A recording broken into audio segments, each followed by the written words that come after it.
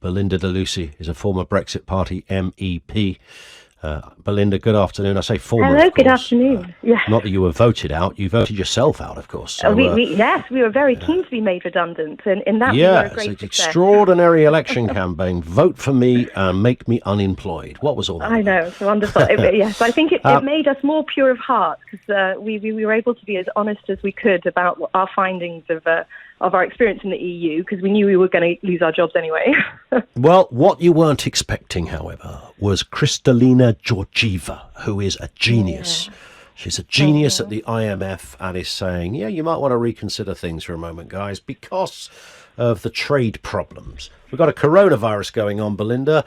Let's just postpone things for a bit. What do you say? Look, I completely understand people's worries and fears around the coronavirus.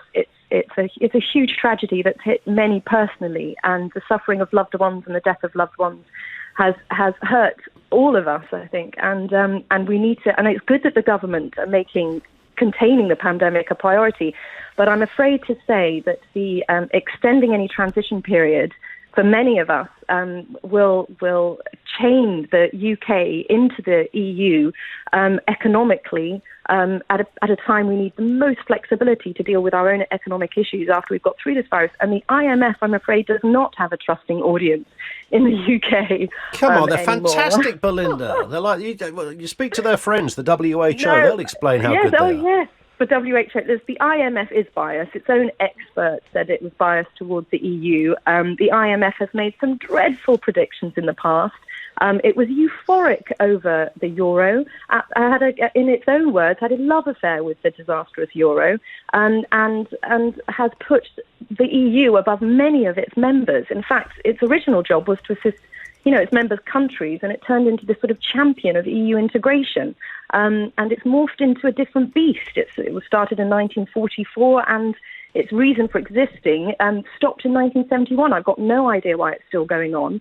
It's far more powerful than it should be, and incredibly, it's a political beast that we should be very, very wary of any advice coming from the IMF. But here's the thing, though, Belinda. Do you not think, and it pains me to say this as well, on this, for different reasons, but they're right, aren't they? Because we can't get this negotiation done. To do it in a year was always asking a lot. I mean, bearing in mind we're trying to unpack nearly half a century's worth of agreements and dictats. We're going to do that in a year. That was tough. It should never have got to this, by the way, because we shouldn't have been hanging around and arguing for the last 4 years. However, we are where we are. So to do it in a year was a big ask. To do it in half a year is impossible. Come on. Well, I'm not sure what a delay would achieve, to be honest. Our experiences... Give us time, wouldn't it? Well, time for what? The EU has no intention of giving us a fair and reasonable trade deal. It never, ever has.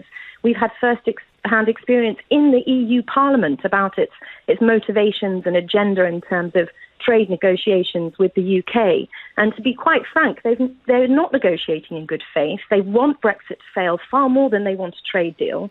So I'd be incredibly suspicious of the EU over any extension of the transition. They are desperate for our money right now. And they might be desperate, but we're desperate for a good deal. And of course, if we're going to have Brexit, and that's the democratic will of this country is we're leaving the EU, and we should all support and get behind that, because we can't change that even if you wanted to. So, but what we can ask, and what everybody should be asking, is that we want a good Brexit. We don't want a sloppy one. We don't want to just leg it and then sit there and think, blimey, we're all royally skint now. It's gone horribly wrong. But I think we'll be in a position now, I hope, where a good trade deal is perhaps more possible by December the 31st, because the EU will stop making its ridiculous demands on the UK level playing field, on our fisheries, etc., etc. And I think they will be in a position where they're facing a terrible recession in the EU, and it will have to come down to a reasonable level and see it's in both our interests to have a good, fair, reasonable trade deal at the end of this year. If we don't, we could be in a recession as well. That's the problem, isn't it? We could also be in that place. Which is why we need British taxpayers' money to stay in this country. The amount of schemes that will be introduced next year to help the Eurozone, there will be such a demand for the UK taxpayers' money to fund those schemes. We have to be out by December the 31st. And a good, fair, reasonable trade deal is possible. They have had 4 years to work on this. And I just do not trust how the EU will play a delay in the transition. Oh, I get that, and of course that, and I don't blame them either. If I was the EU, that's what I'd be doing, because that is their thing. They're trying to protect their cartel, and that's fair enough. Ian, you say that, but with every other trade deal they've done with other countries, they have had fair and reasonable, good trade deals. They don't want that with the UK. That's what the problem is. Yeah, but we've left the sacred cartel, haven't we? We haven't left its political institutions, unfortunately, and so long as we're under the supremacy of the ECJ, if that continues, they have their foot on our necks, and they will try and get as many concessions as they can out of us next year if we're still members. We are going to be in that position. Many people I said it myself, that, if we're going to do this, then we do it right. And it might mean a bumpy road for a couple of years. I think most people acknowledge that could be the case while we recalibrate and rebuild, etc. We don't want to make it any bumpier, do we? We don't want to come out of the EU in its full entirety during a depression, which may well be where this country and the rest of the world are at come December. Well, it depends where you see the risk, because I see the risk in us economically being stronger, having full control of our money, being able to lower taxes and being complete control of state aid, which we wouldn't be if we were still members of the EU. We need to nurse our economy back to health by having full control over our money. And I think that the EU does not have good intentions with the UK in terms of the trade deal. But I hope if we end up at the table in December, they will absolutely, hopefully, believe that the EU economy will be saved by a good trade deal with the UK, which won't happen with the delay. I'm sorry to say, there's trespass on with the EU.